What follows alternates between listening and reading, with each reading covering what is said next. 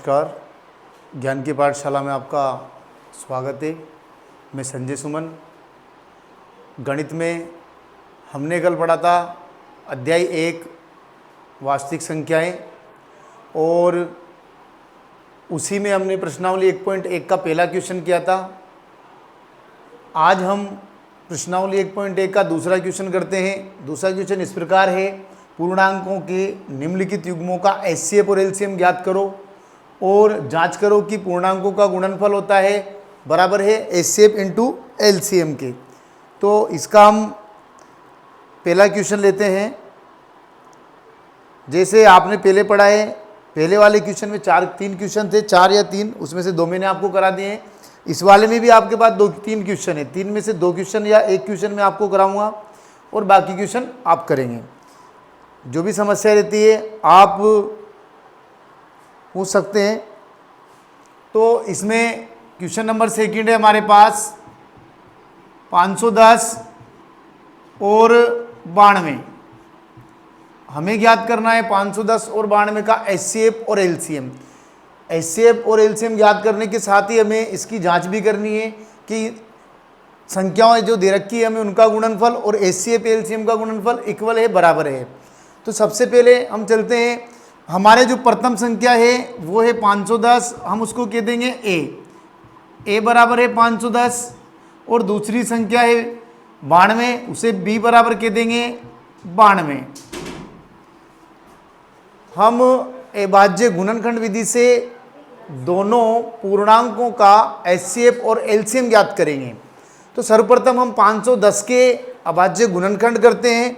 तो 510 बराबर है, गुणनखंड इस तरफ करते हैं तो 510 में हमने देखा कि इकाई अंक 0 है, इसका मतलब है 510 सम संख्या है और सम संख्या में जाता है 2 का भाग। हम 510 में 2 का भाग देते हैं। सर्वप्रथम 5 में दिया, 2 दूनी 4, 1 बचता है, हमारे पास 11 बनते हैं। 2 का भाग वापस 11 में दिया, 5 दूनी 10, फिर वापस 1 बचता है। अगला जो अंक 0 है तो हमें 10 प्राप्त होता है। फिर 2 का भाग 10 में 5 बार। हमें जो नई संख्या मिलती है वो 255 है, जिसका इकाई अंक 5 है। हमने देखा कि 5 विषम है तो हम विषम संख्या का भाग देते हैं। तो प्रथम विषम संख्या हमारे पास 3 है, 3 का भाग देते हैं 25 में, 3 अट्टे होते हैं 24, 8 बार दिया, बचता है 1, होता है 15। 3 का भाग 15 में देते हैं 5 बार। अगला जो अंक मिला वो भी वापस हमारे 5 है, पर हमने देखा कि 8 और 5 का योग करने पे मिलता है 13। 13 में 3 का भाग नहीं जाता है, तो हम अगला अंक लेंगे 5। 5 का भाग 85 में देते हैं, तो 5 का भाग 85 में 5 एकम 5, बचता है 3, होते हैं 35। और 35 में 5 का भाग हमने दिया तो मिलता है हमें 7, 7 पंजे 35। अब जो संख्या प्राप्त हुई है वो है 17।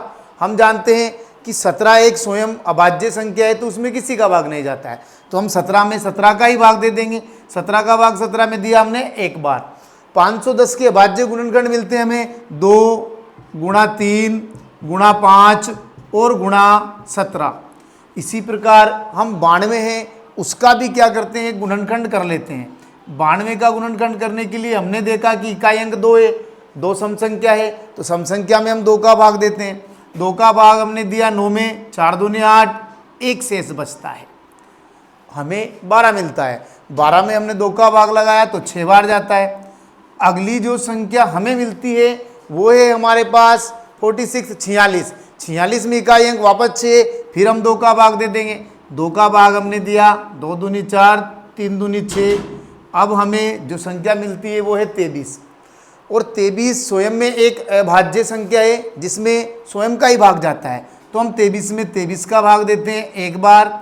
हमें 92 के जो गुणनखंड मिलते हैं वो हैं 92 बराबर 2 गुणा 23। सर्वप्रथम अब हम लेते हैं पहला जो मान है हमारे एचसीएफ यानी कि महत्तम समापवर्तक में से लेते हैं। तो एचसीएफ के लिए क्या करते हैं, जो हमने गुणनखंड किए हैं उसमें देखते हैं कि दोनों संख्या के गुणनखंड में क्या मिल रहा है। हमारे पास 2 का एक जोड़ा बन रहा है और बाकी कहीं भी कोई जोड़ा नहीं बन रहा है। तो हमारे पास HCF यानी कि महत्तम समापवर्तक मिलता है कितना, 2 में से बराबर हो गया 2। अब हम इसी प्रश्न का लेते हैं लेसे यानी कि LCM लेने के लिए हम क्या करेंगे, जो जोड़ा बना है एक मान तो उसमें से ले लेंगे, एक तो ले लिया हमने 2, और चेक करते हैं इसमें जो नहीं मिल रहा है वो क्या क्या है, 1 है 3 जोड़ा नहीं है, 1 है 5 जोड़ा नहीं है, 17 का भी नहीं है, 23 का भी नहीं है, 2 का भी नहीं है। तो जो हमारा नियम है वो कहता है कि मेसे में जो मिलता है उसी को लेते हैं, और लेसे में जो नहीं मिलता है उसको भी लेते हैं। और दूसरे तरीके से समझें तो मेसे वे होता है जिसकी सबसे छोटी घातांक मिलती है, और लेसे वे होता है जिसकी सबसे बड़ी घातांक मिलती है, और जो नहीं मिलता है वो भी उसमें सम्मिलित होता है। तो हमने देखा हमारे पास 2 की सबसे बड़ी घात होती है, यानी कि 2 बार है तो 1 बार और लेते हैं। दूसरा अंक हम लेते हैं 3, क्योंकि 3 का भी जोड़ा नहीं है। अगला अंक हम लेते हैं 5, क्योंकि 5 का भी जोड़ा नहीं है। उसका अगला अंक है 17 का भी जोड़ा नहीं है। और लास्ट में है 23। इन सबको करते हैं गुणा, 2 से 2 को गुणा किया, 2 दूनी 4, 4 से 3 को किया, 4 तिया 12, 12 को 5 से किया, 12 पंजे 60।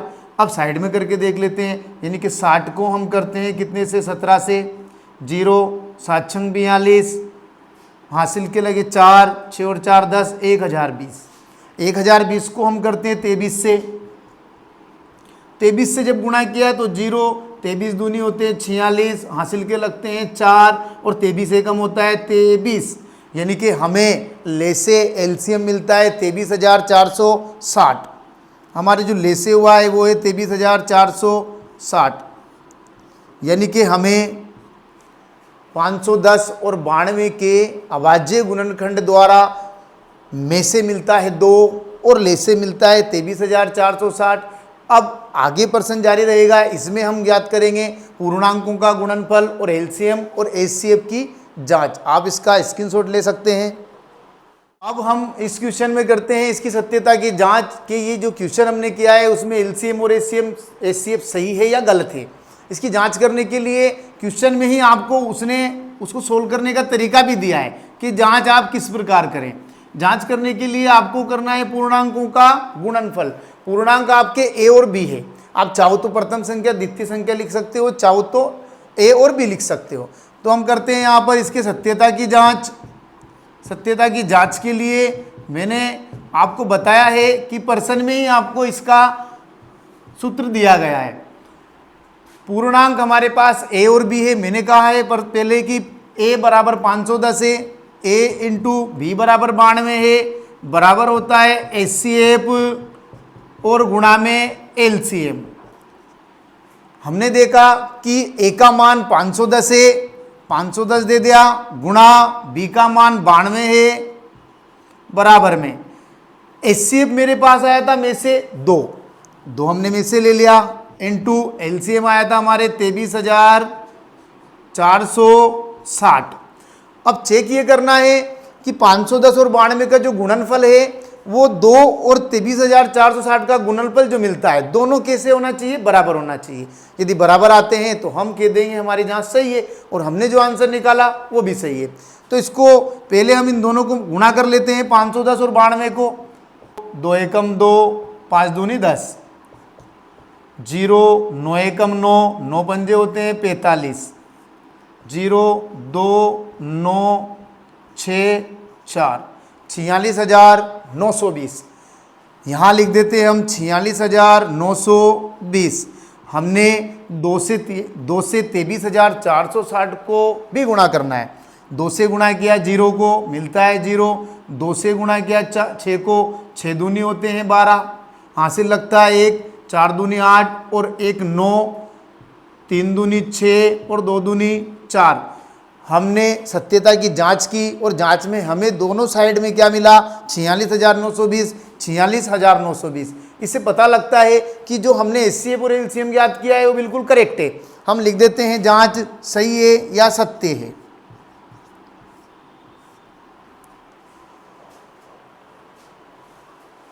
ठीक है, हम अगले क्वेश्चन की तरफ चलते हैं। प्रश्नावली 1.1 का क्वेश्चन नंबर 2 का दूसरा क्वेश्चन हमने किया था। अब हम तीसरा क्वेश्चन करते हैं, वो भी इसी विधि से होगा।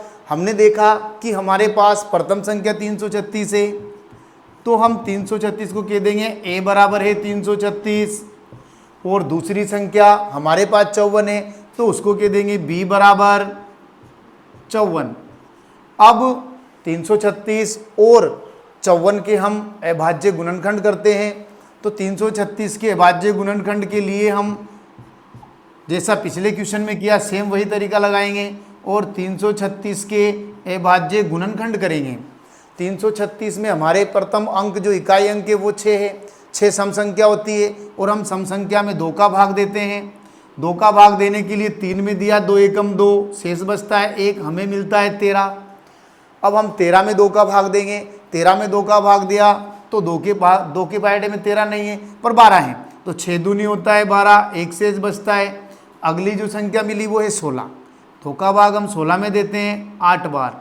हमें जो नई संख्या मिलती है वो है 168, जो कि वो भी सम संख्या है। फिर वापस हम इसमें 2 का भाग देते हैं, हमने 2 का भाग 168 में दिया तो 8 दूनी होते हैं 16 और 4 दूनी होते हैं 8, यानी कि हमें मिल गया 84।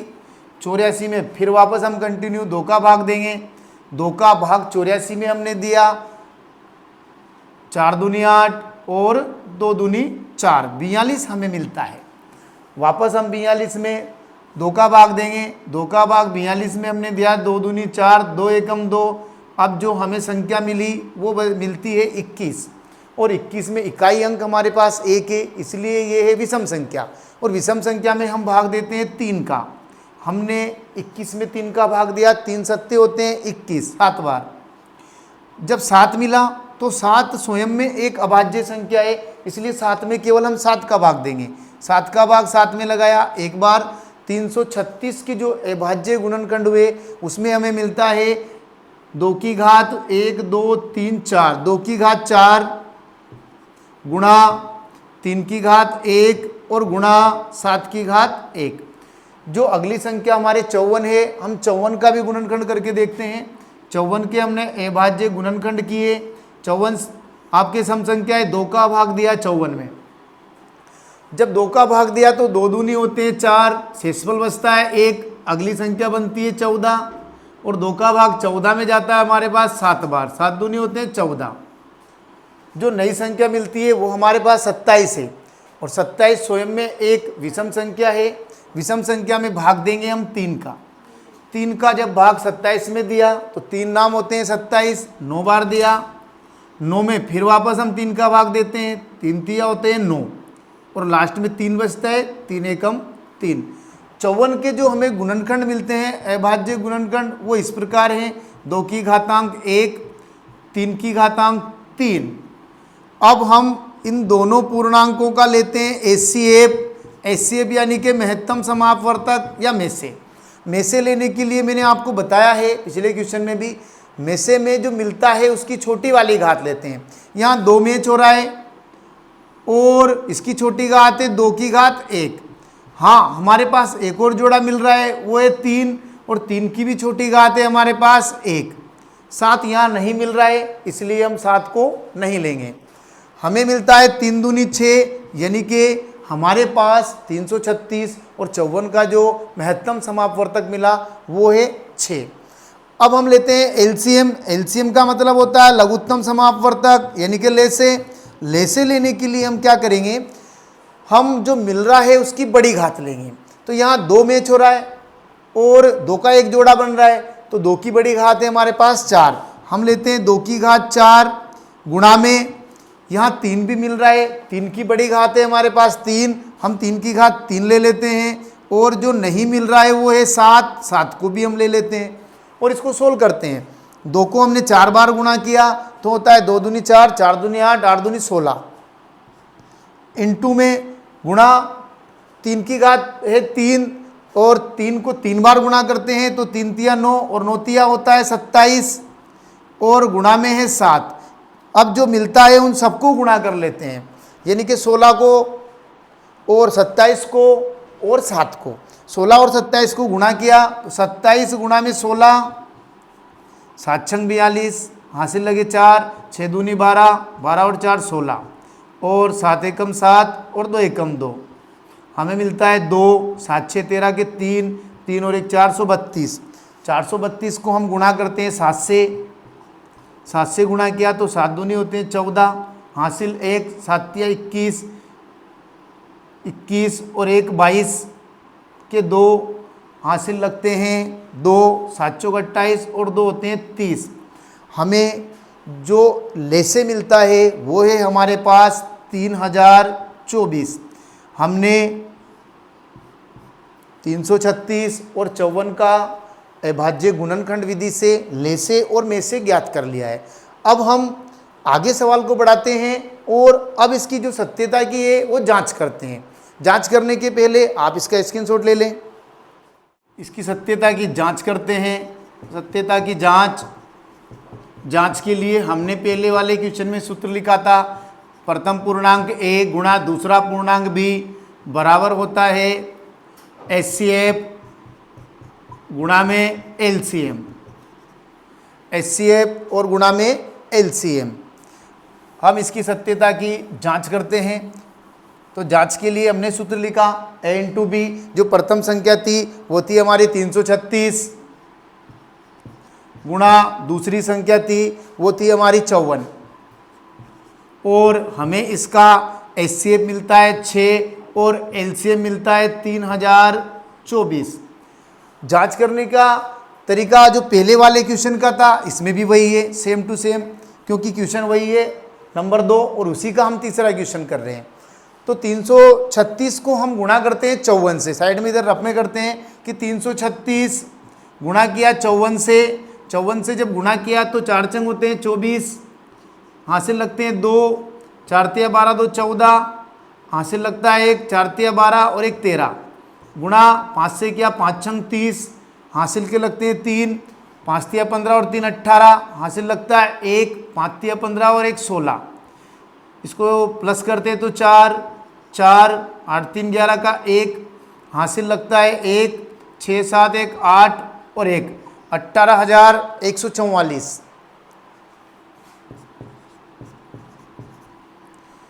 अब सेम टू सेम इसको भी गुणा करते हैं 3024 को और गुणा करते हैं हम 6 से, 6 से गुणा किया 4 छंग 24, हासिल लगे 2, 6 दूनी 12 और 2 14, हासिल लगा 1 और 6 तिया 18। हमें मिलता है 18,144। हमने देखा कि हमारे a इंटू बी का और LCM इंटू HCF का जो गुणनफल है वो एक जैसा है। इससे पता लगता है कि हमने जो उत्तर प्राप्त किया वो करेक्ट है। हम लिख देते हैं कि हमारी जांच क्या है, सत्य है। प्रश्नावली 1.1 का क्वेश्चन नंबर 1 मैंने आपको पहले करा चुका हूँ। क्वेश्चन नंबर 2 में ये 2 क्वेश्चन कराए। इस प्रकार के और भी क्वेश्चन आपको पूछने या किसी भी अध्याय से संबंधित कुछ भी पूछना है तो आप कमेंट बॉक्स में मैसेज कर सकते हैं, पूछ सकते हैं। हमारे वीडियो को लाइक करें, चैनल को सब्सक्राइब करें। बहुत बहुत धन्यवाद।